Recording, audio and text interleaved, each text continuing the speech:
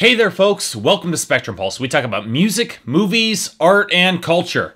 And today we're going to be talking about the self-titled album from St. Vincent, titled St. Vincent. You know, the term indie pop has always gotten on my nerves. Not the music, but the genre term itself. Bringing up in the mid-80s, it describes music that was too weird and offbeat for the mainstream, but had a more melodic focus and was less characterized by angst. What always got on my nerves was the connotation associated with the genre, that simply by being an indie act, they gave the music critic credibility that they didn't always deserve. Furthermore, it denigrated pop music as corporate and derivative, and yeah, that's often true, but it's hard to deny that musical trends started in the indie scenes often crossed over into pop music or mainstream culture at large a few years later, and sometimes mainstream acts can do it just as well. And let's not forget, there was a point in the 90s where big chunks of the indie pop scene was enthusiastically embraced by adult alternative, shoegaze, emo, and even mainstream pop music. And honestly,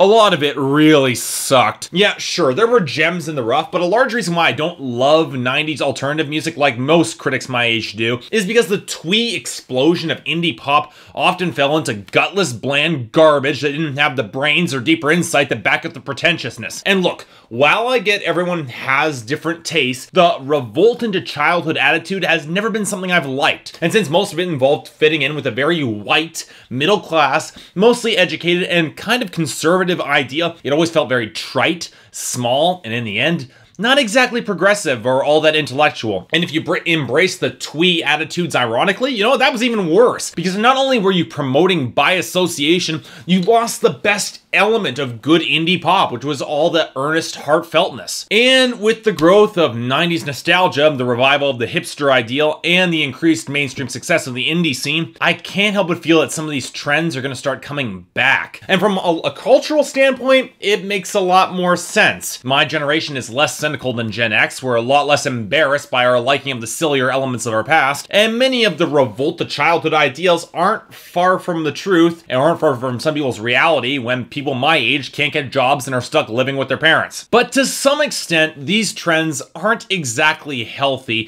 for long-term mature cultural development of my generation, just as Gen X cynicism wasn't precisely healthy either for any reason. It's because of these trends, for example, that the tropes like the manic pixie dream girl exist and have widespread popularity. And let me stress this, that's a problem. So let's enter St. Vincent, the stage name of Annie Clark, singer-songwriter and guitar virtuoso. Her name was originally taken from a Nick Cave song, and honestly, it's kind of a perfect fit because St. Vincent has a very similar brand of subversive darkness to her material. Starting with her debut album, Marry Me, she's made a point of taking twee indie pop elements and tropes and then undercutting them with the seething, disturbing madness beneath it. And it's incredibly effective in a very Baroque sense. It also helps matters a lot that she's an incredibly talented and inventive songwriter. And all of her work has been pretty damn close to great. And thus, I was really looking forward to delving into her new self-titled album, which early buzz was suggesting was even more weird and twisted than previous releases. And thus, I took some time to really delve into this record, to try and dig deep and really parse it out, which is one of the reasons that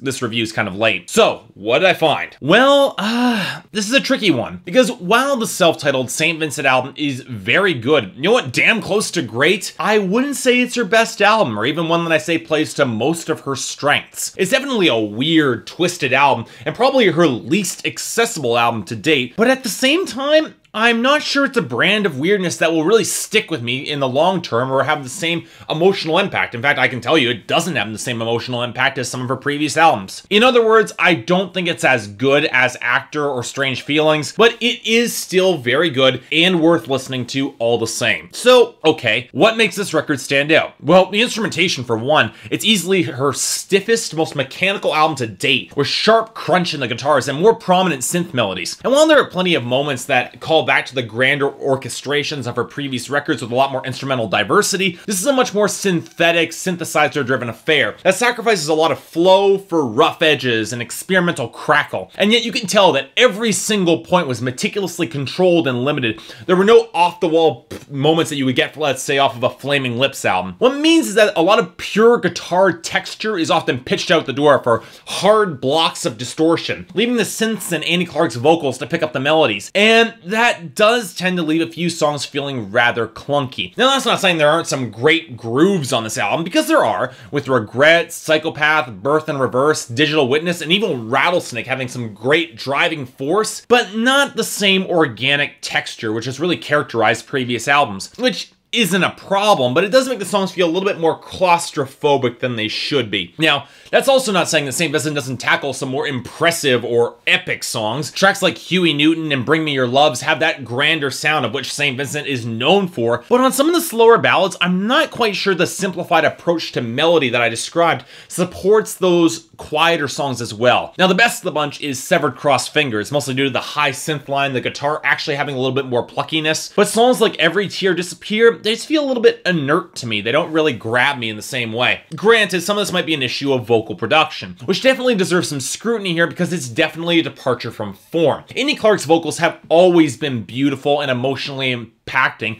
and there's no exception here, but one of the reasons I used to find them so emotionally effective was that on previous albums they had a certain degree of intimacy, almost to the point of being uncomfortable considering the content and the lyrics. But here, the vocal production makes them sound more distant and booming, which definitely stands out on some of the more intimidating, quasi-nightmarish tracks, but I'm not quite sure it's worth sacrificing that emotional closeness for it. But then again, I get why St. Vincent did this. This is an album with an external focus, not of the bearing of hidden secrets that she did in previous records. Instead of looking inward, this record is looking outward. Now, this takes us to the lyrics and the themes. And remember what I said in the first little bit of this review, talking about the regression to childless innocence that always pissed me off about indie pop? Well, regression and self-definition do stand as major themes of this record, but St. Vincent has long ago discarded innocence in the dumpster, which lends this album a certain degree of reality behind the lyrics, which I did appreciate, especially with kids in this particular day and age. Indeed, this album explores regression to a simpler time and ideology, less driven by analytic thinking and more by natural emotions, which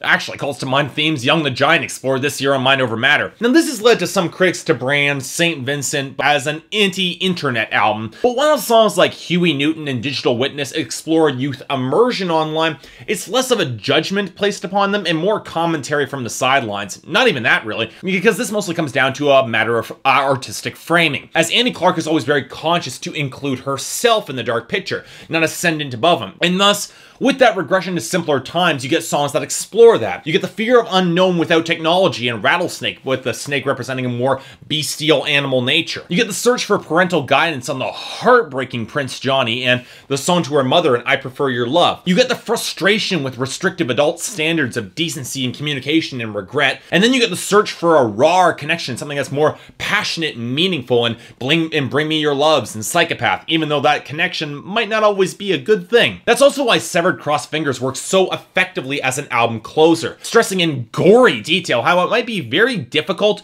to overcome that sterile addiction to technology and that existential emptiness that can be a certain comfort in its own way, but that there is hope in the aftermath with a generation that might be able to emerge from the wreckage, even if we can't see it yet and even if not all of us will make it. This is another case where the instrumentation operates as an extended metaphor as well. There's scratchy, harsh-edged, explosive force on this record, and yet it's never allowed to explode. Instrumentation shaped by technology, and yet critical of it and confined by it. It's a really, really tough balance to maintain, and unfortunately, I don't think this album manages to hold it the entire way. Mostly because the emotional stakes, they just aren't as clearly defined, especially through the lyrics. You don't get that moment of crushing realization on this record where all the themes crystallize for massive, devastating impact, like on Touch by Random Access Memories by Daft Punk, or on We Real Cool by Nick Cave and the Bad Seeds on Push the Sky Away, which is, I do feel it does weaken the album slightly. But let me stress here that I'm being very, very critical of this record because, honestly, it's an intriguing, intelligent, and at points very moving album from a great artist with a beautiful voice, and I definitely liked way more songs of this album than I didn't. But at the same time, it's also very jerky, it's brash, it's not particularly subtle, even lyrically, where I feel Annie Clark went broader than she should have on some tracks, and I did find that to be disappointing, and thus, it doesn't have the same emotional resonance with me. But then again, on the other hand, there's a place for broader emotions when it comes to records with a more of a pop focus, which I feel that St. Vincent does. So you know what? I'm going to be generous. I'm going to give it an 8 out of 10 and a definite recommendation. I can't guarantee you'll like the self-titled album from St. Vincent. It's abrasive, it's noisy, and it doesn't exactly hide its message behind pretty turns of phrase, which will turn off some St. Vincent fans, but you will definitely remember this album, and it's definitely worth your time for many listens. So yeah, thanks a lot for watching. If you'd like to like and subscribe, I'd be more than grateful. If there's any other albums you'd like me to cover coming up this year, or if there's anything I might be able to do to improve my presentation, I'd be more than happy to take a listen. So until then, see you next time.